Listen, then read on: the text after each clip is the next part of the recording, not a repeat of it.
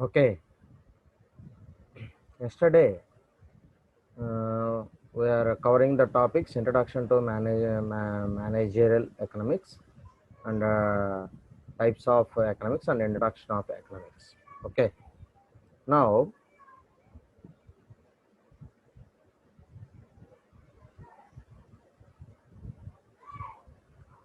now today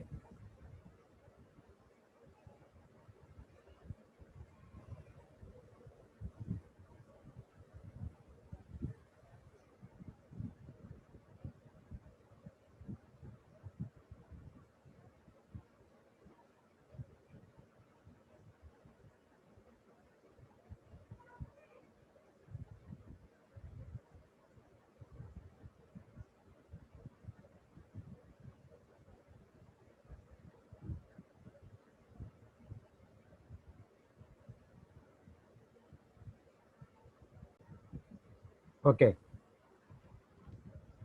so today we are discussing about the basics, the basic comparisons between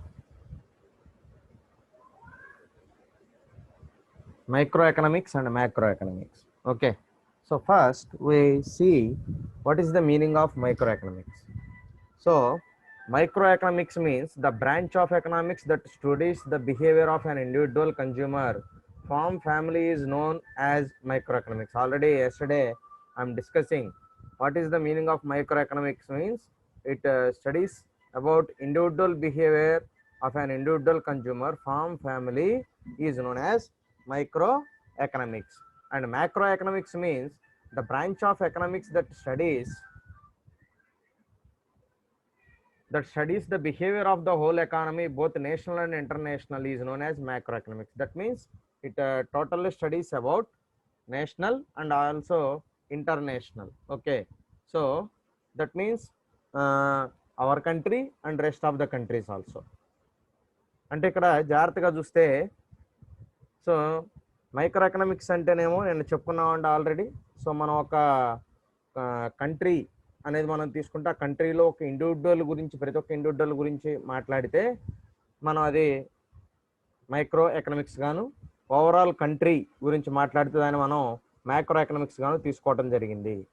and deals with individual economic variables. So individual economic variables ఏవైతున్నాయో వాటిని ఈ micro economics deal చేస్తుంది. And micro economics aggregate economic variables. Okay, so economic variables ఏవైతున్నాయో వాటి overall అగ్రిగేట్ని తోటి ఈ micro economics అనేది relate అయి ఉంటుందని చెబుతున్నాడు. And the third thing is business application. So business applications are applied to operational or internal issues. So ఈ this one is micro economics అనేది ఆపరేషనల్ ఆర్ ఇంటర్నల్ ఇష్యూస్ ఏవైతే ఉన్నాయో బిజినెస్ అప్లికేషన్ సంబంధించి అక్కడ వీటిని మనం వాడుకోవటం జరుగుతుంది అని చెబుతున్నాడు. అండ్ మైక్రో ఎకనామిక్స్లో environment and external issues. So environment అంటే outside the environment and also external issues గురించి ఈ డీల్ చేయడం అనేది జరుగుతుంది మైక్రో ఎకనామిక్స్లో అని చెప్తా ఉన్నాడు. And scope. So what is the scope? So scope covers various issues like demand, supply, product pricing, factor pricing, production, consumption, economic welfare, etc. So scope ఏం చెప్తున్నాడు ఇక్కడ? Scope covers various issues like demand, supply, product pricing, factor pricing, and production and consumption and economic welfare. So అంటే demand గురించి, supply గురించి, product pricing అంటే మనం ప్రొడక్ట్కి ఎలా pricing చేయాలంటే ఒక వస్తువుకి ప్రైస్ని ఎలా డిసైడ్ చేస్తాం. Okay, so price and cost both are different. Okay, generally so many people are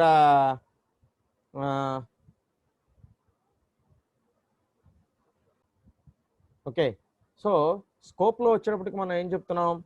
so pricing, factor pricing and production and consumption and economic welfare వీటన్నిటి గురించి మాట్లాడుతుంటున్నాం.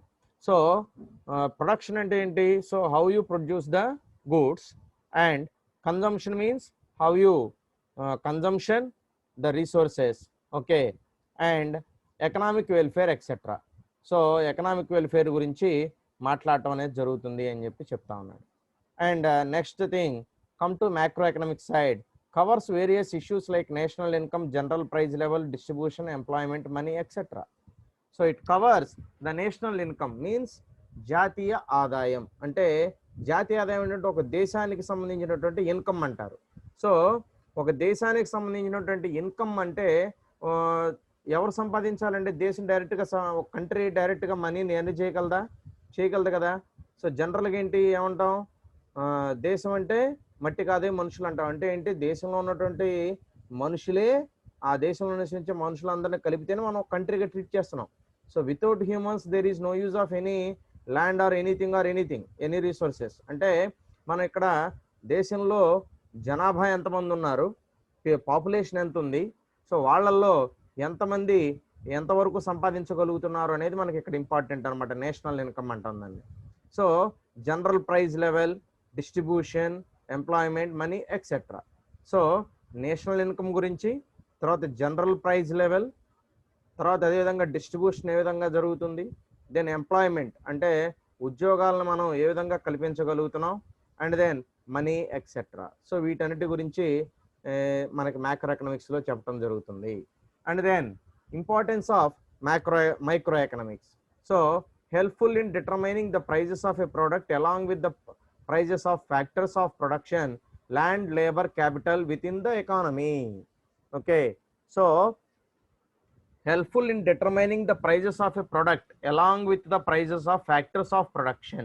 Okay, so ఒక వస్తువు యొక్క ధరని మనం నిర్ణయించాలి అంటే ఖచ్చితంగా మనకు అది మైక్రో ఎకనామిక్స్ అనేది అవసరం అవుతుంది.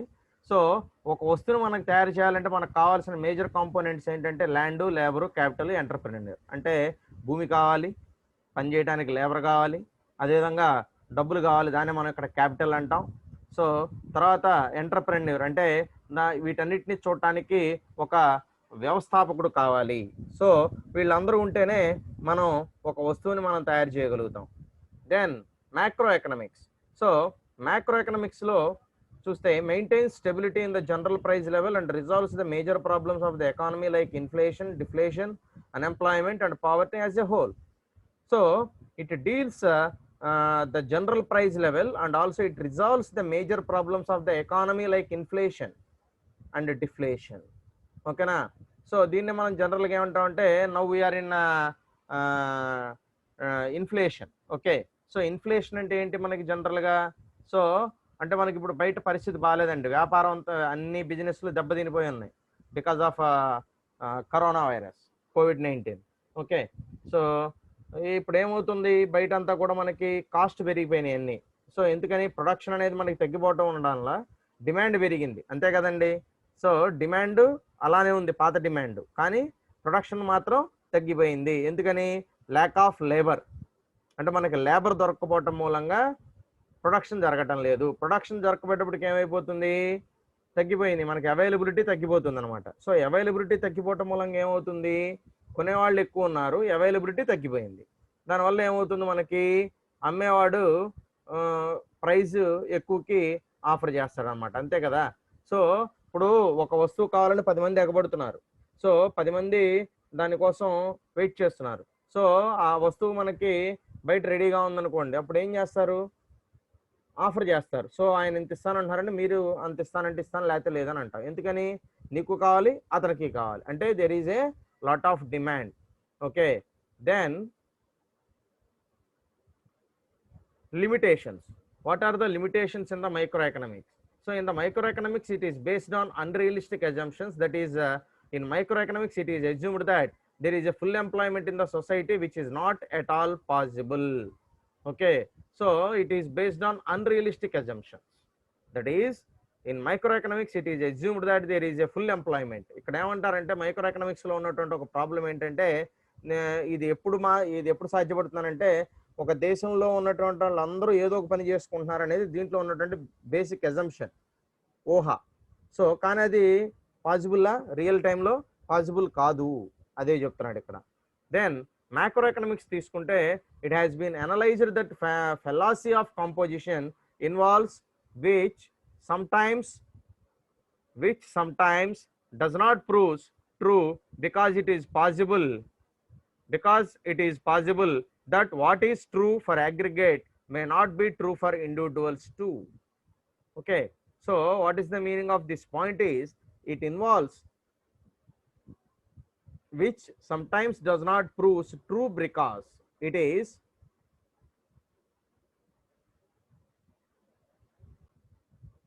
okay, so which sometimes does not prove true because it is possible that what is true for aggregate may not be true for individuals too. So ఇక్కడ ఏమని చెబుతున్నాడు అని అంటే ఇది కొన్ని సందర్భాల్లో నిజం అవచ్చు, కొన్ని సందర్భాల్లో తప్పు అవ్వచ్చు అంటున్నాడు. ఇది దేని మీద డిపెండ్ అయి ఉంటుందని అంటే it is purely based on individuals. Okay, so then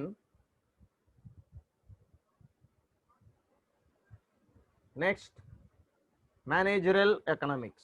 Okay, so managerial economics, what is the meaning of managerial economics? Okay, so ఇంత ముందు వరకు మనం జస్ట్ ఎకనామిక్స్ గురించి మేనేజ్మెంట్ గురించి మాట్లాడుకున్నాం. Now we are talking about managerial economics combination. So first definition is managerial economics as a subject gained popularity in USA after the publication of the book managerial economics by Joel Dean in 1951. So ఈ Joel Dean అనే ఆయన 1951లో managerial economics అనే book రాయనంత వరకు కూడా దీని గురించి పూర్తిగా ఎవరికీ తెలియదు. That is the main problem. Okay, so అంటే దాని అర్థం ఏంటంటే అప్పటి వరకు దీని గురించి ఎవరు కూడా పెద్దగా మాట్లాడింది లేదు. ఓకేనా, సో ఎప్పుడైతే ఈ జోయల్ డీన్ అనే ఆయన 1951లో ఈ మేనేజరల్ ఎకనామిక్స్ మీద ఒక బుక్ రాయటం జరిగిందో అప్పుడు దీని గురించి అందరూ ఆలోచించడం మొదలు పెట్టారు అని చెప్తా ఉన్నాడు. Then managerial economics refers to the forms decision making process. It could be also interpreted as economics of management or economics of management. Okay, so ఆయన ఏం చెబుతున్నాడు అంటే దీనిలో మేనేజరల్ ఎకనామిక్స్ అనేది ఏమని చెబుతున్నాడు అంటే forms decision making process. So అంటే ఒక సంస్థ ఏం చేయాలి అనే దాని మీద మనకి ఒక ఆలోచన అనేది మనకి చేసినప్పుడు అది ఎలా చేయాలి, దాని మీద ఏ విధంగా డెసిషన్ తీసుకోవాలి అనేది మనకి దేని ద్వారా సాధ్యపడుతుందంటే మేనేజరల్ ఎకనామిక్స్ వల్ల సాధ్యపడుతుంది అని చెప్తా ఉన్నాడు. Then managerial economics is also called as industrial economics or business economics. Managerial economics ఇంకో పేరుతో ఏం పిలుస్తున్నాడు, industrial economics or business economics అని కూడా పిలుస్తున్నారు. Then as Joel Dean observes managerial economics shows how economic all analysis can be used in formulating policies. So Joel Dean అని ఆయన ఇంకొక పాయింట్ కూడా చెప్పారు దీంట్లో, managerial economics shows how economic analysis can be used in formulating policies. So మనం ఒక పాలసీని design చేసేటప్పుడు ఈ ఎకనామిక్స్ అనేది మనకి ఏ విధంగా ఉపయోగపడుతుంది, how we are using that economics in formulation of policies, is there any chance or not. Then he observes that thing by Joel Dean. Okay, so then meaning and definition of managerial economics. So in the words of E.F. Brigham and J.L. Pappas, managerial economics is the application of economics theory and methodology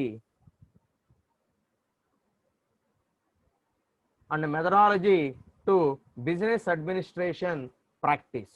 Okay, so ఇక్కడ ఏం చెప్తున్నాడనంటే ఈ JL Pappas అనే ఆయన managerial economics అనేది the applications of economics theory and methodology to business administration practice.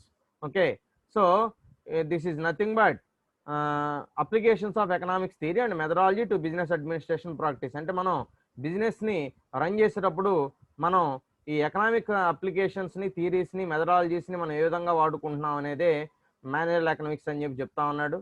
And MH Spencer second definition, M.H. Spencer and Louis Seigel Mann explain the managerial economics is the integration of economic theory with business practice for the purpose of facilitating decision making and forward planning by management.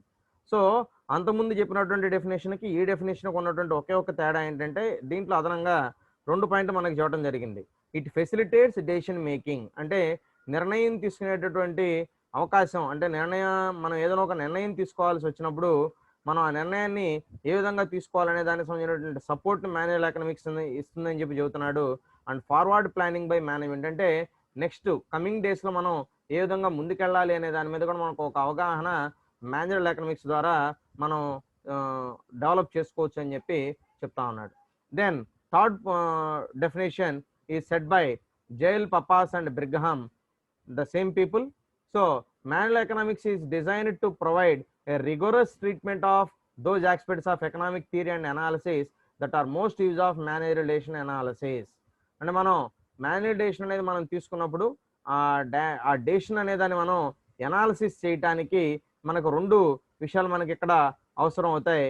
ఒకటి economic theory, రెండవది analysis, economic analysis. ఈ రెండు కూడా మనకి important role play చేస్తున్నాయి while taking decision making and decision analysis which are related to management. Okay, then important concept. So ఇది మీకు exams లో కూడా ఎక్కువ టైమ్స్ అడుగుతాడు, యూనివర్సిటీ ఎగ్జామ్స్ లో కూడా. So many times it is repeatedly it is asking in the examination. Okay, so nature of managerial economics. Then you see the diagram, nature of managerial economics. So pragmatic, art and science, microeconomics, uses macroeconomics, multidisciplinary, prescriptive or normative discipline, and management oriented. Okay, so these are all the nature of managerial economics. So managerial economics is perhaps the youngest of all the social sciences. So management economics, managerial economics అనేది ఈ social sciences అంటే సామాజిక శాస్త్రాలు అంటారు వీటిని. అంటే ఇవన్నీ సొసైటీకి రిలేటెడ్గా ఉండేటటువంటి సైన్సెస్ అనమాట. అంటే these are all inter related with the society. Society is nothing but people. That means people sciences. That means people sciences. Okay, so since it originates from economics. So managerial economics అనేది ఎక్కడి నుంచి వచ్చిందండి? Economics అనే దాని నుంచి వచ్చింది మెయిన్గా. It has the basic features of economics such as assuming that other things remaining the same. So economics అనే దానికి ఒక్కదాని వరకే మనం ఇక్కడ మనం మేజర్గా చూస్తే, సో ద ఎకనామిక్స్ ఫీచర్స్ ఏవైతే ఉన్నాయో బేసిక్ ఫీచర్స్ అన్నిటిని కూడా మనం ఇక్కడ తీసుకోవడం జరిగింది. And assuming that other things remaining the same, మిగతా వాటిని కూడా మనం సేమ్గానే ఉన్నాయని చెప్పి మనం భావించవచ్చు అని చెప్పి చెప్తా ఉన్నాడు. Okay,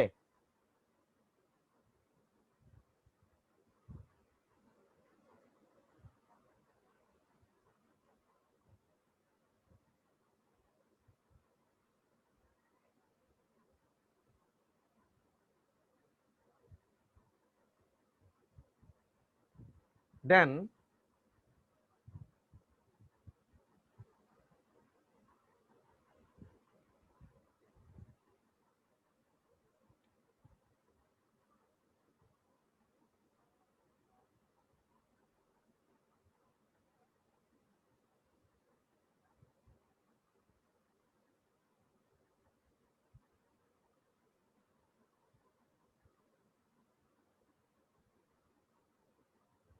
okay, so now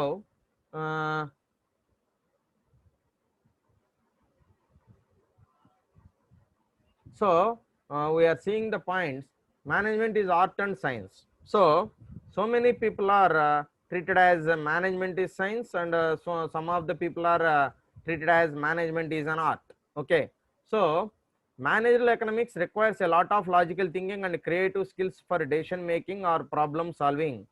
So it is also considered to be a stream of science by some economists, claiming that it involves the application of different economic principles, techniques and methods to solve business problems. So ఇక్కడ మనం తేడా చూడండి. First జనరల్గా ఏంటంటే ముందు సైన్స్కి ఆర్ట్కి ఉన్నటువంటి differences ఏంటో చూద్దాం. సో సైన్స్ అంటే ఏంటండి? సైన్స్ అనేది మనం అంటున్నాం అంటే, సో సైన్స్ అనే దాంట్లో మనం ఏం చెప్పినా కూడా you have to prove that thing. Evidence అంతా మనం చూపించాలండి. అంటే ఇప్పుడు మనం సపోజ్ మీరు కెమిస్ట్రీలో ఒక ఎక్స్పెరిమెంట్ చేస్తే ఆ ఎక్స్పెరిమెంట్ ద్వారా మీరు ప్రూవ్ చేస్తారు. సో ఈ ఎక్స్పెరిమెంట్ చేయటం వల్ల నాకు వచ్చేటటువంటి అవుట్పుట్ ఇది అని చెప్పి నువ్వు ప్రూవ్ చేయాలి, అంతే కదా? ఫిజిక్స్లో అయినా కెమిస్ట్రీలో అయినా. అదేవిధంగా మ్యాథమెటిక్స్లో ఒక థియరం చెప్పారని అంటే ఆ థియరం ఏంటి అనేది కూడా మనం ఆ థియరంకి సంబంధించినటువంటి వాటన్నిటిని కూడా మనం ప్రూవ్ చేయాలి. ఓకేనా? సో ప్రూవ్ చేయలేకపోతే అది సైన్స్ అవ్వదు ఎప్పటికీ కూడా. ఓకే, సో ఈ సైన్స్లో మీరు ఏం చెప్పినా కూడా అది ప్రూవ్ చేయాలి. నువ్వు ప్రూవ్ చేయలేకపోతే అది సైన్స్ కాదు. సో ఆర్ట్ అనేది ఏంటంటే it is nothing but A getting things done in a artistic manner అంటాడు మేనేజ్మెంట్లో. అంటే ఏమంటాడు అంటే నువ్వు ఎదుటి వాళ్ళ చేత పని చేయించుకోవటం అనేది ఒక కళ అని చెప్పి అంటాడు, అంటే ఆర్ట్. సో అంటే ఏమంటాం, అరే బాబు వీడు బాగా పని చేపిస్తున్నాడు రా బాబు, చక్కగా నీట్గా చేపిస్తున్నాడు, ఎక్కడా కూడా ఇబ్బంది లేదు అని అన్నాం అనుకోండి, దాని అర్థం ఏంటండి? సో అతనికి పని చేయించుకోవటం అనేది ఎలా పని చేయించుకోవాలో అతనికి బాగా తెలుసు అన్నాం అంటే ఏంటి? That is the speciality in that person, that is nothing but the artistic thing in that person. ఓకేనా? సో అంటే అతనిలో ఆర్ట్ ఉందన్నమాట. సో అతను ఎవరి చేత అయినా కూడా పని చేయించుకోగలడు, ఆ పని ఎలా చేయించుకోవాలో అతనికి తెలుసు, దాన్ని మనం ఏమంటున్నాం ఇక్కడ ఆర్ట్ అని అంటున్నాం. ఓకేనా? సో కాబట్టి ఇక్కడ మనం ఆర్ట్ అనేది ఏంటంటే జనరల్ థింగ్. సో అంటే అది కొంతమందిలో ఉంటుంది, కొంతమందిలో ఉండదన్నమాట. ఓకేనా? సో అదే సైన్స్ అనేది ఏంటి? సైన్స్ అనేది ఏంటి? It is systematically proved. ఓకేనా? సో దాంట్లో చెప్పి ప్రతిదీ కూడా మనం ప్రూవ్ చేయాలి. సో కాబట్టి ఈ ఆర్ట్ అనేది ఇక్కడ మనం చూస్తే కనుక creative skills and logical thinking ఏదైతే ఉందో that is related to the artistic things. ఓకేనా? అంటే మనం డెసిషన్ మేకింగ్ లోను, ప్రాబ్లమ్ సాల్వింగ్ లోను మనం logical thinking and creative skills ఏదైతే వాడుకుంటున్నామో అవన్నీ కూడా ఆర్ట్స్ రిలేటెడ్ అనమాట. తర్వాత ఇది systematic principles and applications of different economic principles, techniques and methods to solve business problems. అదేవిధంగా మనకి బిజినెస్లో ఎదురయ్యే ప్రాబ్లమ్స్ని మనం ఏ విధంగా సాల్వ్ చేయాలి అనే దానికి సంబంధించినటువంటి ప్రిన్సిపల్స్ని మనం ఒక సిస్టమాటిక్ మేనర్ని మనం ఏదైతే డెవలప్ చేస్తున్నామో that is nothing but science. అంటే మనం ఒక ప్రాబ్లమ్ని సాల్వ్ చేయాలంటే దానికి ఒక సిస్టమాటిక్ అప్రోచ్ ఉంటుంది, సో దానికి ఒక సొల్యూషన్ వస్తుంది, then automatically it will be treated as science. That's why management is treated as arts and science. Okay, then next one is micro economics. చెప్పాను, సో ఆల్రెడీ దీని గురించి చెప్పాం కాబట్టి దీని గురించి ఎక్కువ నేను స్ట్రెస్ చేయట్లేదు. In manager economics, managers generally deal with the problems related to a particular organization instead of the whole economy. అంటే ఓవరాల్ హోల్ ఎకానమీ గురించి కాకుండా ఇండివిజువల్ ఎకానమీ గురించి మాట్లాడితే మనం మైక్రో ఎకనామిక్స్ అంటున్నాం. Then uses of micro economics. So ఈ business functions in an external environment, that is it serves the market which is a part of the economy as a whole. So ఇక్కడ micro economics లో మనం ఏం చెబుతున్నాం అంటే it serves the market and which is a part of the economy as a whole. So ఓవరాల్గా economy గురించి మాట్లాడితే మనం మైక్రో ఎకనామిక్స్ అని చెప్పి చెబుతున్నాం, దానివల్ల యూజ్ అది. తర్వాత నేచర్ ఆఫ్ మేనేజ్మెంట్లో మనం మల్టీ డిసిప్లినరీ అంటున్నాం. So multi disciplinary means management is related with so many concepts. So management మనం నేర్చుకోవాలంటే, మేనేజర్ ఎకనామిక్స్ అనేది మనం నేర్చుకోవాలంటే దాంట్లో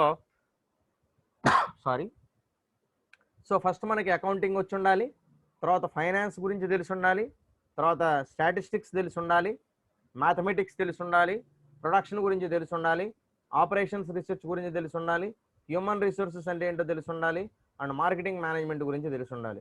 సో ఇవన్నిటితోటి ఇంటర్ రిలేట్ అయినటువంటి కాన్సెప్ట్ మేనేజ్మెంట్, అదే nothing but managerial economics. So మనం మేనేజరల్ ఎకనామిక్స్ని పూర్తిగా నేర్చుకోవాలంటే you have to learn all these things. So accounting, finance, statistics, mathematics, production, operation, research and human resource management and marketing management, you have to know all these things. So then prescriptive or normative discipline. So prescriptive or normative discipline means it aims at goal achievement and deals with practical situations or problem by implementing corrective measures. So normative means practical approach. అంటే ఇక్కడ మేనేజ్మెంట్లో మనం ఏం చెప్పినా కూడా practical approach ఉంటుంది. అంటే ఏదైనా ఒక పర్టికులర్ సిచ్యువేషన్ మనకు ఎదురైనప్పుడు, సో ఒక ప్రాబ్లం అనేది మనకి రైజ్ అయినప్పుడు, సో ఆ ప్రాబ్లమ్ను మనం ఏ విధంగా సాల్వ్ చేయాలి అనేది మనం ప్రాక్టికల్ అప్రోచ్లో ఆలోచిస్తాం, అంతేగాని అన్రియలిస్టిక్గా ఉండదు. ఇక్కడ ఏది మనం చేసినా కూడా అన్రియలిస్టిక్గా ఉండకూడదు, it is realistic. So it is applicable, so and that is possible in a practical manner. ఓకేనా? సో మనం ఏం చెప్పినా కూడా అది ప్రాక్టికల్గా ఉండాలి, అది మనం దాన్ని రియల్గా ఇంప్లిమెంట్ చేయగలగాలి. అలాంటి వాటిని మాత్రమే మనం చెప్పాలి కానివ్వండి, ప్రాక్టికాలిటీకి దూరంగా ఉన్నటువంటి మనం ఎప్పుడు కూడా మనం ఇక్కడ ఎంకరేజ్ చేయడానికి కుదరదు, వాటిని మనం తీసుకోకూడదు కూడా. ఓకేనా? సో నువ్వేం చెప్పినా కూడా that should be practical. Then management oriented. So management oriented means it acts as a tool in the hands of the managers to deal with business related problems and uncertainties appropriately. Suppose అనుకోకుండా ఇప్పుడు Covid మనం ఎగ్జాంపుల్గా తీసుకుంటే, so ఈ Covid అనేది మనకి attack అయిన తర్వాత సో ఆల్ ద బిజినెసెస్ అనేది దీనివల్ల ఎఫెక్ట్ అయిపోయినాయి. సో అంటే ఉద్యోగాలు పోవడం, లేకపోతే ప్రొడక్షన్ లేకపోవడం, డిమాండ్ లేకపోవడం, ఇలాంటివన్నీ కూడా వచ్చేసినాయి. సో ఇప్పుడు ఇది మనం అనుకోని ఒక సిచ్యువేషన్, ఇది వీ కాంట్ ఎక్స్పెక్ట్ కదా. సో దీన్ని ఎవరు కూడా ముందుగా ఎక్స్పెక్ట్ చేసింది కాదు. సో సడన్గా రావడం జరిగింది, దానివల్ల ఓవరాల్గా అన్ని సెక్టార్స్ కూడా ఎఫెక్ట్ అయిపోయినాయి. సో ఇది మనం ఎస్టిమేట్ చేసాము, ముందుగా చేయలే. కానీ మీరు జాగ్రత్తగా ఆలోచిస్తే మనం రీసెంట్గా మనం జియో ఎగ్జాంపుల్గా తీసుకుంటే ముఖేష్ అంబానీ. సో ఈ సిచ్యువేషన్లో ఇప్పుడు మనకి మేజర్గా ఉపయోగపడుతున్నది ఏంటంటే ఏ సెక్టార్స్ గ్రోయింగ్ సెక్టార్స్ అంటే వాళ్ళ హెల్త్ సెక్టార్, ఓకేనా. సో అంటే ఇన్సూరెన్స్, హెల్త్ ఇన్సూరెన్స్లు, తర్వాత మెడికల్ ఫీల్డ్, దాని తర్వాత నెక్స్ట్ మనకి ఇవాళ మనకి మేజర్గా అవసరం ఉన్నది థర్డ్ నీడ్ ఏంటంటే వాళ్ళ కమ్యూనికేషన్, అంటే దట్ మీన్స్ టెలికమ్యూనికేషన్స్. సో ఆయన అది ఆ విషయాన్ని ముందుగానే తెలుసుకోగలిగారు. ఎప్పుడైతే కోవిడ్ అనేది ఎంటర్ అయిపోయిందో, కోవిడ్ అనేది రావడం వల్ల ఆటోమేటిక్గా ఏమవుతుందనంటే పర్సనల్గా మనం ఎవరో కూడా కలుసుకునేదానికి అవకాశం ఉండదు కాబట్టి, సో దానివల్ల ఏమవుతుంది, there is a డ్రాస్టికల్ increase in the data consumption. మీరు జాగ్రత్తగా గమనించండి, ఓకేనా. సో ఇవాళ మనం ఆన్లైన్ క్లాసెస్ చెప్పుకుంటున్నాం, లేకపోతే కంపెనీస్ ఆన్లైన్ మీటింగ్స్ పెట్టుకుంటున్నాయి. అదేవిధంగా కంపెనీలు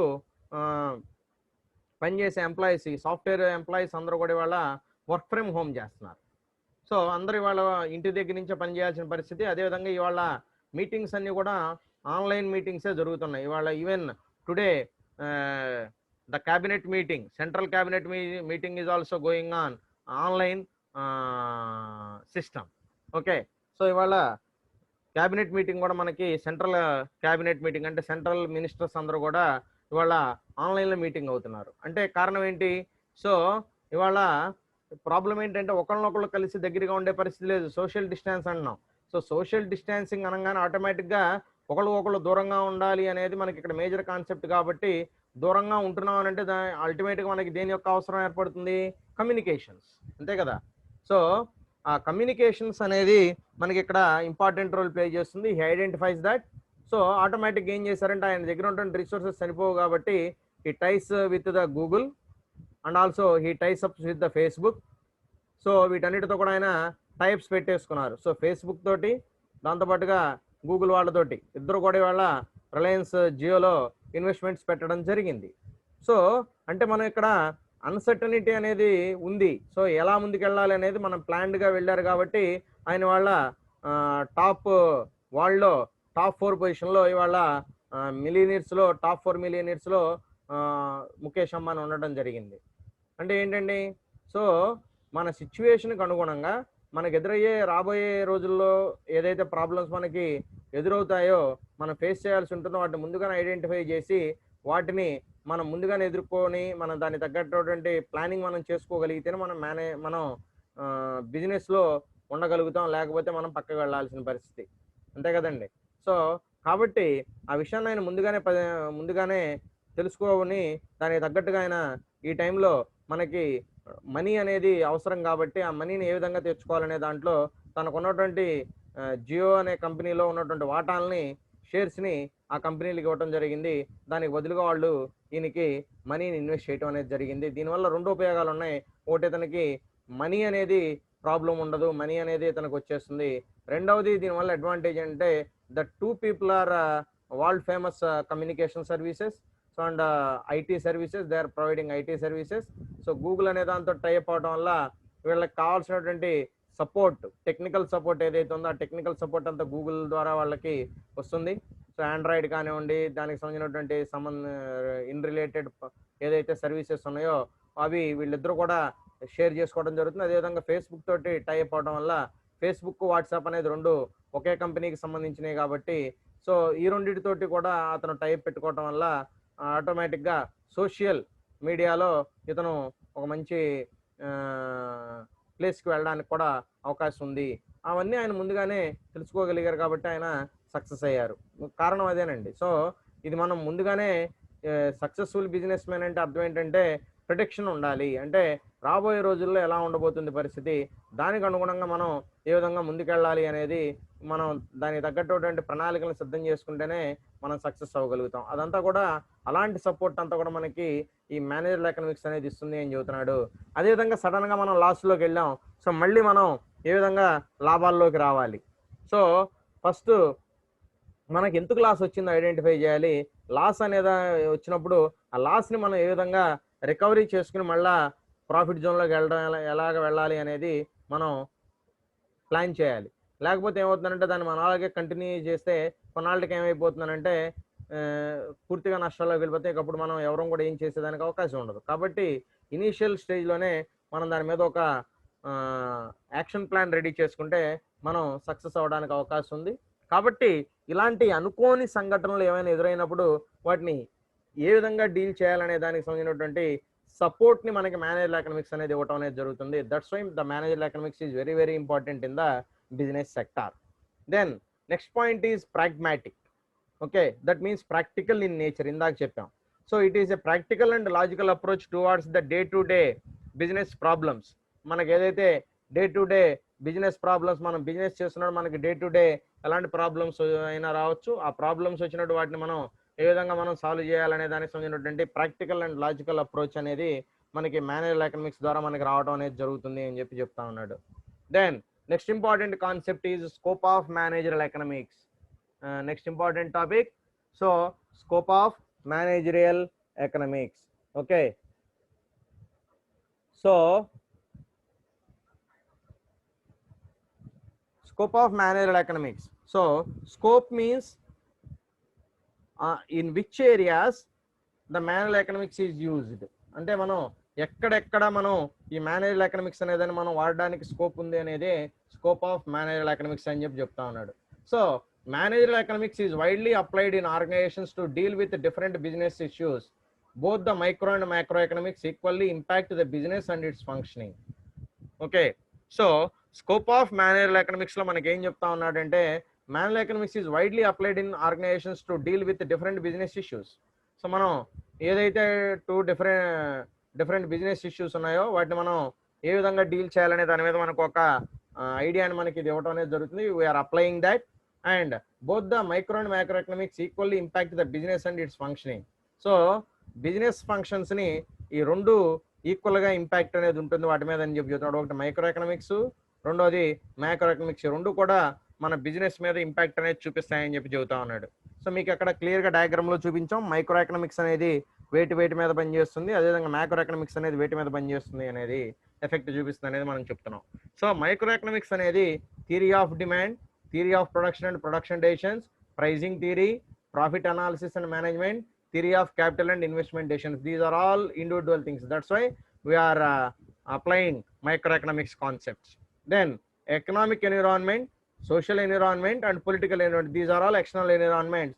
That's why we are applying macroeconomics on these three things. Okay, so now we see individual points. So microeconomics applied to operational issues. So మనం ఆపరేషనల్ ఇష్యూస్ మీద micro economics అనేది ఏ విధంగా apply చేస్తున్నాం, దాంట్లో మొట్టమొదటిది theory of demand. Okay, so theory of demand, the demand theory emphasises on the consumers behaviour towards A product or service. So demand theory అనేది మనకి దేని గురించి చెప్తుందంటే consumer behaviour towards A product or service. Product or service గురించి మనకు consumer behaviour, ఒక consumer యొక్క behaviour ఒక ప్రొడక్ట్ గురించి కానివ్వండి లేదంటే ఒక సర్వీస్ మీద కానివ్వండి, ఒక కన్జ్యూమర్ బిహేవియర్ ఏ విధంగా ఉందనేది మనం దీని ద్వారా తెలుసుకోవడానికి అవకాశం ఉంది అని చెబుతా ఉన్నాడు. It takes into consideration the needs, wants, preferences and requirement of the consumers to enhance the production process. Okay, so it takes into consideration the needs, wants, preferences and requirement. అంటే మనం కన్జ్యూమర్కి నచ్చిన విధంగా మనం ప్రోడక్ట్ ఇవ్వాలి. అంటే మన product అనేది ఏ విధంగా ఉండాలి అని అంటే కన్జ్యూమర్ యొక్క అవసరాలని తీర్చే విధంగా, అంటే కన్జ్యూమర్ యొక్క డిజైర్, అంటే కన్జ్యూమర్ మన ప్రోడక్ట్ నుంచి ఏం ఎక్స్పెక్ట్ చేస్తున్నాడు, అతని అవసరాలు ఏంటి అనేది మనం, అదేవిధంగా అతని ప్రిఫరెన్సెస్ ఏంటి, అతని యొక్క రిక్వైర్మెంట్స్, ఇవన్నీ కూడా ఒక విధంగా చెప్పాలంటే ఆల్టర్నేటివ్ వర్డ్సే. మెయిన్గా ఇక్కడ మనం చూస్తే కనుక కన్జ్యూమర్ని సాటిస్ఫై చేయగలగాలి. అంటే కన్జ్యూమర్ యొక్క అన్ని అవసరాలని, మళ్ళీ అన్ని అవసరాలంటే అన్ని అవసరాలు తీర్చలేదు ఏది కూడా, అంటే ఎక్కడో ఒక చోట మనకి డ్రాబ్యాక్ అనేది ఉంటుంది. కానీ మ్యాక్సిమం మనం కన్జ్యూమర్ యొక్క నీడ్స్ని మనం ఐడెంటిఫై చేసి, కన్జ్యూమర్ మన ప్రోడక్ట్ నుంచి ఏం ఎక్స్పెక్ట్ చేస్తున్నాడో మనం ఐడెంటిఫై చేసి వాటిని ఫుల్ఫిల్ చేయగలగాలి అని చెప్పి చెప్తా ఉన్నాడు. That is nothing but theory of demand. Then theory of production and production decisions. So next thing is theory of production and production decisions. This theory is majorly concerned with the volume of production, process, capital and labor required, cost involved, etc. It aims at maximizing the output to meet the consumer's demand. Okay, so theory of production and production decisions. So మనం ఎంత volume మనం production చేయాలి అంటే, ఎంత amount మనం production చేయాలంటే, ఎన్ని వస్తువులు మనం తయారు చేయాలి అనేది మనం తెలుసుకోవాలి అని అంటే, దానికి మనకు ఈ థియరీ ఆఫ్ ప్రొడక్షన్ అనేది మనకు ఉపయోగపడుతుంది. అంటే మనం కన్జ్యూమర్ యొక్క డిమాండ్కి అనుగుణంగా మనం ప్రొడక్షన్ చేయాలి, అంతే కదా. సో బయట కొనేవాళ్ళు లేకుండా మనం ఇక్కడ ప్రొడక్షన్ చేసి స్టాక్ అంతా రెడీగా పెట్టుకుంటే ఉపయోగం ఉంది, లాసే. కానీ ఎందుకంటే అది మనం మనీ చేసుకోవాలంటే ఒకటే ఛాన్స్, అది అమ్ముడుపోతేనే మనకి మనీ వస్తుంది, లేకపోతే రాదు కదా. సో అదే నీ దగ్గర మనీ లాగానే ఉంటే దాన్ని నువ్వు ఏ విధంగా ఖర్చు పెట్టుకోవచ్చు. కానీ వన్స్ ప్రొడక్షన్ అనేది అయిపోయిన తర్వాత కేవలం ఆ వస్తువును అమ్మితే మాత్రమే నీకు డబ్బులు మళ్ళీ నీకు తిరిగి వస్తాయి, లేకపోతే డబ్బులు రావు. కాబట్టి ఇక్కడ మనం ఎంత వాల్యూమ్ అనేది ప్రొడక్షన్ చేయాలి, ఎంత క్వాంటిటీ అనేది మనం ప్రొడక్షన్ చేయాలి అనేది మనం ఇక్కడ అనాలిసిస్ చేసుకోవాలి. సో దానికి అనుగుణంగా మనం ఇక్కడ ప్రొడక్షన్ అయితే చేసుకోవాలి. లేదా అలా కాకుండా ఎలా పడితే అలా మనం ప్రొడక్షన్ ఒక అనాలిసిస్ అనేది లేకుండా నువ్వు చేసుకుంటా వెళితే దానివల్ల ఉపయోగం లేదు, అనవసరంగా నష్టాల్లోకి వెళతాం. అది ఇక్కడ మనకి చెప్తున్నాడు. It AIIMS at maximising the output to meet the consumers demand. కాబట్టి అదేవిధంగా ఇక్కడ రెండు ఇంపార్టెంటే, తక్కువ చేయకూడదు, ఎక్కువ చేయకూడదు. అంటే కన్జ్యూమర్ డిమాండ్కి అనుగుణంగా మనం చేయాలి ఏది చేసినా. సో డిమాండ్ అనేది లేకుండా మనం ఏ వస్తువుని తయారు చేసి పెట్టుకున్నా కూడా దానివల్ల మనకు ఉపయోగం ఉండదు. కాబట్టి మనం వాటి గురించి మనం మాట్లాడుకునేటప్పుడు ఖచ్చితంగా ఒక ఎస్టిమేషన్ అనేది మనకు ఉండాలి అని చెప్పి చెప్తా ఉన్నాడు. తర్వాత pricing theory and analysis. So ఈ మైక్రో ఎకనామిక్స్ కాన్సెప్ట్స్లోనే ప్రైజింగ్ థియరీ అండ్ అనాలిసిస్ అనేది కూడా ఒకటి ఆఫ్ మార్కెట్ స్ట్రక్చర్ అని చెప్పి చెప్తా ఉన్నాడు. సో మనం ప్రైజింగ్ అనేది ఏ విధంగా చేయాలి అనేది కనుక చూస్తే, it focuses on the price determination of a product keeping in mind the competitors, market conditions, cost of production, maximizing sales volume etcetera. So ఈ pricing theory and analysis of market structure మనకి మెయిన్గా ఏం చెప్తున్నాడంటే, it focuses on the price determination of a product keeping in mind of the competitors. So మనం మన ప్రొడక్ట్కి ప్రైజ్ని decide చేసేటప్పుడు మనం ఏ points మనం మెయిన్గా గుర్తుపెట్టుకోవాలంటే, మన కాంపిటీటర్స్ అంటే మనలాంటి ప్రొడక్ట్స్నే తయారు చేస్తున్నటువంటి వాళ్ళ గురించి మనం ఆలోచించాలి. అంటే ఇప్పుడు సపోజ్ మీరు ఎగ్జాంపుల్ తీసుకుంటే, మీరు పెప్సీ అండ్ కోకోకోలా ఈ రెండు కూడా మనకేంటి, two different soft drink companies, అంతే కదండి. సో ఈ రెండు మార్కెట్లో మెయిన్ కాంపిటీటర్ సాఫ్ట్ డ్రింక్ సెక్టార్లో. అంటే వీటి నుంచే రకరకాల పేర్లతోటి ఉన్నాయి. కానీ మేజర్ కాంపిటీటర్స్ ఎవరు ఇండియాలో? ఒకటి పెప్సీ, రెండవది కోకోకోలా మేజర్గా. సో వీళ్ళిద్దరి మధ్య పోటీ ఉంటుంది. కాబట్టి అదేవిధంగా మీరు ఇంకొక ఎగ్జాంపుల్ తీసుకుంటే papers, news papers. So news papers కూడా అంతే కదా. సో ఈనాడు, సాక్షి, ఇంకా మిగతా ఇలాంటి కంపెనీ ఉన్నాయి. సో ఇక్కడ మేజర్ కాంపిటీటర్స్ ఎవరు ఇప్పుడు మనకి మార్కెట్లో? ఆంధ్రజ్యోతి, ఈనాడు, సాక్షి మేజర్గా తీసుకుంటే, ఈ మూడు పేపర్స్ మనం తీసుకుంటే. సో వీటిల్లో ఎవరు ప్రైస్ పెంచినా కూడా ఆటోమేటిక్గా మిగతా వాళ్ళు కూడా పెంచుతారు, ఎవరు ప్రైస్ తగ్గించినా కూడా మిగతా వాళ్ళు కూడా తగ్గిస్తారు. ఎందుకని? ఒకళ్ళ మీద ఒకళ్ళకి ఇక్కడ ఎఫెక్ట్ అనేది పడుతుంది, అంతే కదా. సో మనకి బయట తక్కువ ధరకు దొరుకుతున్నప్పుడు బయటే తెచ్చుకుంటాం కదా. సో అదేవిధంగా బయట కన్నా మన అంటే సాక్షి, ఈనాడు, మనం ఆంధ్రజ్యోతిని తీసుకున్నప్పుడు ఆ మూడిట్లో జనరల్గా ఆలోచించేవాడు డబ్బుల గురించి ఆలోచించేవాడు. సో దాంట్లో ఏది తక్కువ దొరుకుతుందో అది తెచ్చుకుంటాడు కాలక్షేపానికి.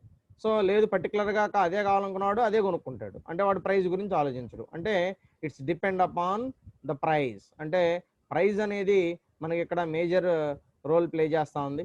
అదేవిధంగా మనం ఇట్లా ఎగ్జాంపుల్స్ తీసుకుంటే చాలా మనం చూడొచ్చండి.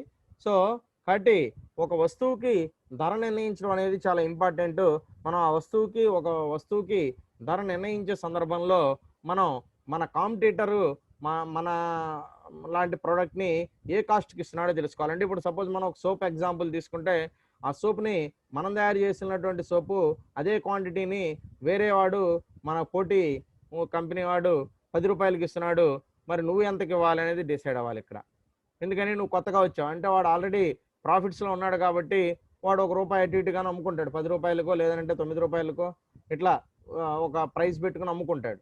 కానీ మనకు అలా కుదరదు కదా, నువ్వు కొత్తగా ఎంటర్ అవుతున్నావు, నువ్వు లాస్లోకి వెళ్ళాలి. ఎందుకంటే మార్కెట్లో సస్టైన్ అవ్వాలి అని అంటే సో ఫస్ట్ లాస్లో వెళ్ళాల్సిందే తప్పదు. ఎందుకంటే మార్కెట్లో పోటీని తట్టుకోవాలంటే డెఫినెట్గా నువ్వు అంతకుముందు అలాంటి ప్రోడక్ట్ని తయారు అమ్ముతున్న వాడికన్నా కూడా నువ్వు తక్కువకే అమ్మాలి.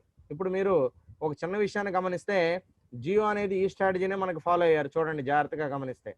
సో జియో అనేవాళ్ళు మార్కెట్లోకి ఎంటర్ అయ్యేటప్పుడు there is lot of competition. అప్పటికి చాలా టెలికాం కంపెనీస్ ఉన్నాయి, యూనినార్ అని, తర్వాత అదే టెలినార్ అన్నారు, టెలినార్ తర్వాత ఇంకోటి ఎయిర్సెల్ అని, తర్వాత టాటా డొకోమో అని, ఎయిర్టెల్ అని, బిఎస్ఎన్ఎల్ అని, వడాఫోన్, సో ఐడియా, సో ఇలా డిఫరెంట్ కంపెనీస్ చాలా ఉన్నాయి. After entering the Jio into the telecom sector, the total picture will be changed. Clear? So ఎప్పుడైతే జియో ఎంటర్ అయిందో ఆటోమేటిక్గా టోటల్ టెలికాం సెక్టర్ పిక్చర్ మారిపోయింది. అతనికి చాలామంది సలహా ఇచ్చారు, ముఖేష్ అంబానీకి. సో మీరు టెలికాం సెక్టర్లోకి వెళదాం అనుకుంటున్నారు, ఆల్రెడీ మీ బ్రదరు ఇబ్బంది పడుతున్నారు కాంపిటీషన్లో, పోటీ బాగా ఉంటుంది ఈ సెక్టార్లో అని చెప్పేసి వాళ్ళు అందరూ కూడా ఆయనకి చెప్పడం జరిగింది. కానీ ఆయన ఒకటే డిసైడ్ అయ్యారు, ఎలాగైనా సరే మనం మార్కెట్లోకి ఎంటర్ అవ్వాలి, ఎంటర్ అయ్యి సక్సెస్ అవ్వాలి అని చెప్పి ఆయన ఈ ఒక టీమ్ని ఏర్పాటు చేసుకుని, అంటే వరల్డ్ ఫేమస్ మార్కెటింగ్ పీపుల్స్ అందరినీ కూడా తీసుకొచ్చి ఆయన ఇక్కడ వాళ్ళందరినీ ఒక చోటకి తీసుకొచ్చి వాళ్ళకి ఆ టాస్క్ అనేది ఇచ్చారు, ఎలాగైనా మనం మార్కెట్లోకి ఎంటర్ అవ్వాలి, ఎలా ఎంటర్ అవ్వాలి అనే దాని మీద మీరు అందరూ కూడా ఫోకస్ చేయండి అని చెప్పి చెప్పడం జరిగింది.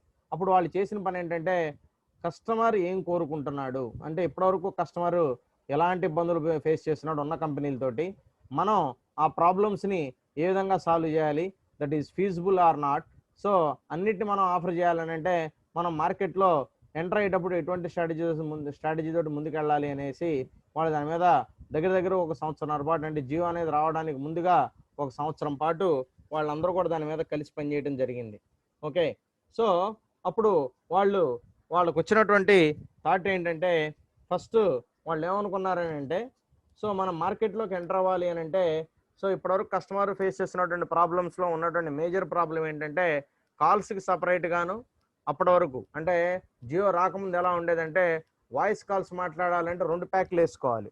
ఏంటవి, ఒకటి తక్కువ కాస్ట్ పడడానికి ఒక ప్యాక్, తర్వాత టాక్ టైం కోసం ఇంకొక ప్యాక్ వేసుకోవాలి, ఇలా సపరేట్ ప్యాక్ ఉండేది. అదేవిధంగా ఎస్ఎంఎస్లు కావాలంటే ఎస్ఎంఎస్లకి మళ్ళీ సపరేట్గా ఒక ప్యాకేజ్ అనేది తీసుకోవాలి, అంటే నెలకి ఎస్ఎంఎస్లు ఫ్రీ అని, రోజుకి ఎస్ఎంఎస్లు ఫ్రీ అని ఒక ప్యాకేజ్ ఉండేది. దాంతోపాటుగా ఇంకా తర్వాత మళ్ళీ డేటా అనేది కావాలనంటే మనం మళ్ళీ ఇంకొక ప్యాకేజ్ అనేది కూడా వేసుకోవాల్సినటువంటి పరిస్థితి. సో ఆ రోజుల్లో 1 GB డేటానే మనకి భారీ రేట్ ఉండేది, 100 రూపాయలు పెట్టితేనే కానీ మనకు 1 GB 3G డేటా కానీ 2G డేటా కానీ వచ్చేది కాదు. సో ఇవన్నీ మనం చూసినటువంటి విషయాలే, మనందరికీ కూడా తెలుసు. ఓకేనా, కాబట్టి వాళ్ళు మార్కెట్ని స్టడీ చేశారు, అంటే ఇండియాలో ఉన్నటువంటి టెలికాం కంపెనీస్ అందరూ ఏ విధమైనటువంటి సర్వీసెస్ ఇస్తున్నారు, ఏం ఆఫర్ చేస్తున్నారు, కస్టమర్ సర్వే చేశారంటే వాళ్ళు బయట అందరిలాంటి మనలాంటి వాళ్ళు అందరితోని మాట్లాడి, సో మేము పలానా సర్వే ఒకటి చేస్తున్నాం, సో దాని మీద మీ అభిప్రాయాలు ఏంటని చెప్పి ఒక క్వశ్చనర్ని ప్రిపేర్ చేసి what you are expecting from the new company while entering in to the telecom sector అని చెప్పేసి దాని మీద ఒక సర్వే చేసి, ఆ సర్వే రిపోర్ట్లో ఎక్కువ మంది కస్టమర్లు ఏం కావాలనుకుంటున్నారు, ఉన్నటువంటి వాళ్ళల్లో ఎటువంటి ప్రాబ్లమ్స్ ఉన్నాయి, మనం వాటిని ఏ విధంగా సాల్వ్ చేయాలనే దాని మీద వాళ్ళు ఒక స్టడీ చేసి దాని ప్రకారంగా వాళ్ళు ముందుకెళ్ళారు. కాబట్టి సో రిలయన్స్ అనేది సక్సెస్ అయింది. స్టార్టింగ్ ఫ్రీ అన్నారు, ప్రీవ్యూ ఆఫర్ అన్నారు, సో చాలామంది ఉపయోగించారు, వాళ్ళందరికి కూడా నచ్చింది. కొన్నాళ్ళు అతను ఏమని అనుకున్నాడంటే, మనం టీవీల్లోనూ బయట పేపర్లలోనూ తర్వాత వాల్ హోర్డింగ్స్ ఇలాంటివన్నీ పెట్టి పబ్లిసిటీ చేయడం కన్నా కూడా వాటి మీద పెట్టే ఖర్చుని మా ఆయన ఏమనుకున్నాడంటే డైరెక్ట్గా మనం పబ్లిక్కి ఫ్రీగా ఇచ్చేయచ్చు. ఎందుకంటే దాని మీద ఎక్కువ ఇన్వెస్ట్మెంట్ పెట్టేసి అడ్వర్టైజ్మెంట్లు చేయించి, లేదంటే హోర్డింగ్స్ కట్టించి, లేకపోతే ఇంకో రకంగా పబ్లిసిటీలు చేయించి, ఇవన్నీ చేయటం కన్నా కూడా డైరెక్ట్గా నువ్వు కస్టమర్నే టార్గెట్ చేస్తే, కస్టమర్కి నువ్వు ఎప్పుడైతే ఫ్రీ సర్వీస్ అన్నావో, అన్లిమిటెడ్ అన్నావో, ఆటోమేటిక్గా కస్టమరు నీ వైపు మొగ్గు చూపుతాడు. ముందు చూద్దాం అసలు కొత్తగా వచ్చింది ఏంటో, ఇది ఎలా ఉందా అని చెప్పి 4G అంటున్నాడు, ఇంతవరకు లేదు, వచ్చిందని చెప్పి ట్రై చేస్తారు. So once you are tried, ఆ టైంలో నువ్వు ట్రై చేస్తే డెఫినెట్గా నువ్వు దాంట్లో నుంచి మారడానికి ఇష్టపడవు. ఎందుకంటే అప్పటి వరకు నువ్వు ఎక్స్పెక్ట్ చేయనటువంటి థింగ్స్, అప్పటి వరకు నువ్వు చూడనటువంటి విషయాలు దాంట్లో నీకు కొత్తగా ఉంటాయి. కాబట్టి ఆటోమేటిక్గా నువ్వు అటువైపుకి మొగ్గు చూపుతావు. వన్స్ నువ్వు వాడటం స్టార్ట్ అయిన తర్వాత దాంట్లో నుంచి బయటకు రావడం కూడా కష్టం అయిపోతుంది. ఎందుకంటే నువ్వు ఆ స్పీడ్ అనే దానికి అలవాటు పడిపోయి, అంతకుముందు నీకు యూట్యూబ్ ఆగి వచ్చినా కూడా నువ్వు చూసేవాడివి. కానీ వాళ్ళ ఆ పరిస్థితి లేదు. అరే బాబు ఆగుతుందిరా నాయన, అనవసరంగా మనం జియో తీసాం మళ్ళీ జియో వేసుకున్నాం అనే పరిస్థితి ఉంది వాళ్ళ. సో ఎందుకని అతను మార్కెట్లోకి ఎంటర్ అవ్వడం 100% స్టెబిలైజ్డ్ నెట్వర్క్ తోటి, అదేవిధంగా మంచి బ్యాండ్విడ్త్ తోటి అతను ఎంటర్ అయ్యి, సో ఎక్కడా కూడా ఇబ్బంది అనేది లేకుండా నీకు అన్ని ఏరియాల్లో ఇవాళ ఆల్మోస్ట్ ఆల్ ఏరియాస్ ఇండియాలో ఉన్నటువంటి అన్ని మ్యాక్సిమం అన్ని ఏరియాస్ అంటే విలేజెస్ దగ్గర నుంచి, టౌన్ దగ్గర నుంచి, మెట్రోపాలిటన్ సిటీస్ వరకు అన్ని ఏరియాస్ని అతను నీట్గా ఐడెంటిఫై చేసి అన్ని ఏరియాల్లోనూ కూడా వీళ్ళ సర్వీసెస్ అనేది ప్రొవైడ్ చేయడానికి ఆయన దాని మీద ఎక్కువ ఫోకస్ చేయడం అనేది జరుగుతూ ఉంది. సో దానిలో భాగంగానే ఇవన్నీ మనం చెప్పుకుంటూ ఉన్నాం. సో కాబట్టి cost of production, market conditions, competitors and maximising sales volume, so ఇవన్నీ కూడా మనకి ఇక్కడ ఇంపార్టెంట్ రోల్ అనేది ప్లే చేస్తూ ఉంటాయని చెప్పి చెప్తా ఉన్నాడు. తర్వాత profit analysis and management. Okay, so profit analysis and మేనేజ్మెంట్లో కనుక మనం చూస్తే ద ఆర్గనైజేషన్స్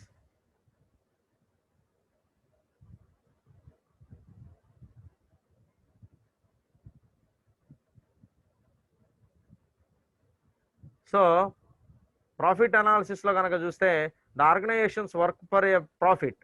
సో ఆర్గనైజేషన్స్ అనేవి ఎప్పుడు కూడా దేనికోసం పనిచేస్తాయి? ప్రాఫిట్, లాభాల కోసమే పనిచేస్తాయి, లేకపోతే వాళ్ళకి అవసరం లేదు కదా.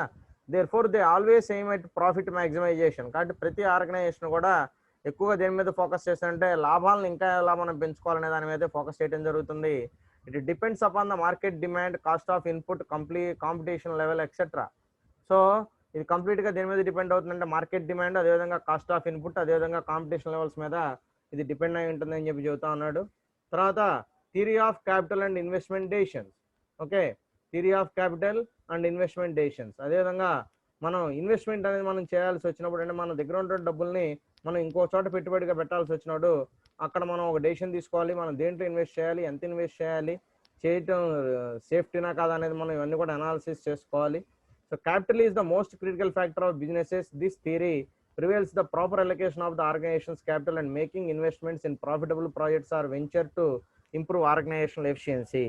సో దీనిలో మనకి మేజర్గా ఏం చెబుతున్నాడంటే క్యాపిటల్ అనేది ప్రతి బిజినెస్ కూడా ఒక ఇంపార్టెంట్ ఫ్యాక్టర్, క్రిటికల్ ఫ్యాక్టర్గా ఉంటుంది. This theory prevails the proper allocation of the organizations capital and making investments. అంటే మన దగ్గర ఉన్నటువంటి పెట్టుబడిని మనం ప్రాపర్గా అలొకేట్ చేయాలి.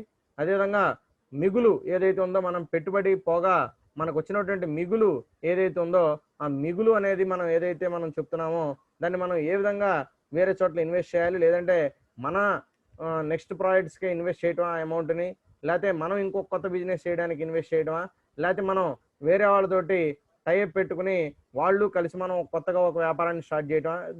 You have to know different types of investment plans. Okay, so మనందరికీ తెలుసు రకరకాలుగా ఇన్వెస్ట్ చేసుకోవచ్చు. మనకున్నటువంటి అన్ని ఆప్షన్స్ని, లీగల్గా ఉన్నటువంటి అన్ని ఆప్షన్స్ మనం వాడుకోవచ్చు. ఒకటి నీకుగా నువ్వు డెవలప్మెంట్ కోసం వాడుకోవచ్చు, లేదంటే ఉన్నదాన్ని ఇంకా డెవలప్ చేసుకోవడానికి వాడచ్చు, లేదంటే కొత్త బిజినెస్లోకి ఎంటర్ అవ్వడానికి వాడచ్చు, లేకపోతే వేరే వాళ్ళతోటి పార్ట్నర్షిప్కి వాడచ్చు. సో ఇలాంటి వాటి అన్నింటిలోనూ చేయొచ్చు, లేదంటే ఎక్కడైనా తీసుకెళ్ళి ఇన్వెస్ట్మెంట్ కూడా చేయొచ్చు, అంటే ఇంట్రెస్ట్ తీసుకుంటూ అవన్నీ ఉంటాయి. So you have different types of options. వాటిల్లో నీకు ఏది సూటబుల్లో అది సెలెక్ట్ చేసుకుని వాడుకుంటే సరిపోతుంది. సో దాని గురించి మనకి ఇక్కడ తెలియజేసేదే theory of capital and investment decisions. So దాని గురించి తెలియజేసేదే theory of capital and investment decisions. Okay, 1 minute అమ్మా. ఓకే, సో ఈ theory of capital and investment decisions లో కూడా మనకి ఈ మేనేజ్ ఎకనామిక్స్ అనేది మనకు బాగా ఉపయోగపడుతుందని చెప్పి చెప్తూ ఉన్నాడు. Then so in tomorrow class we are